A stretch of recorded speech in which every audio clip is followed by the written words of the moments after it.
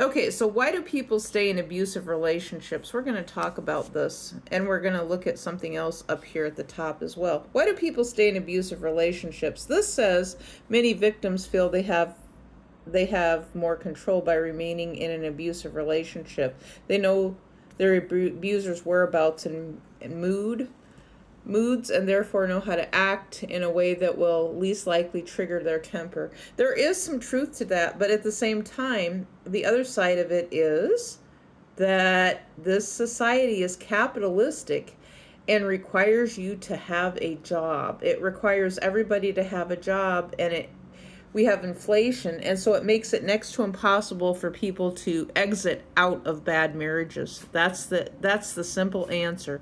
It's next to impossible for adult-aged children over the age of 18 when you have a daddy or a mommy who's mad. Daddy is more inclined to be angry at children, I think, than mom is. Mom, you can probably rationalize with her a little bit more, and she'll let the kids in and stay after the age of 18. But dad is the one who's a big asshole.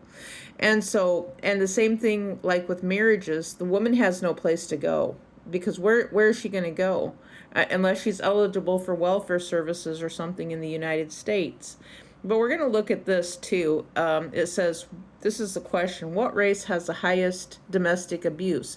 Black people. Although completely accurate numbers are not easily available, researchers generally agree that among ethnic minority groups in the United States, black people are most likely to experience domestic violence, either male to female or female to male, followed by the Hispanic people and white people.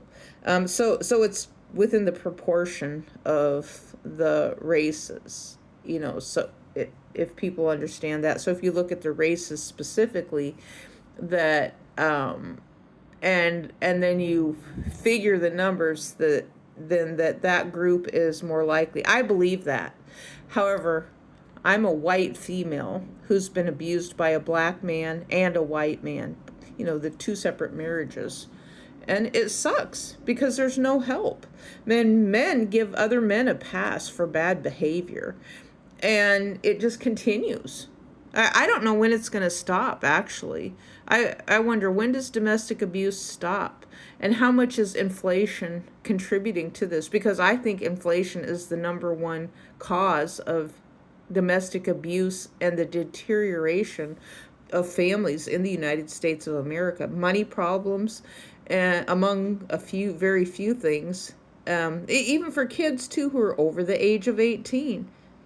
It's a big problem.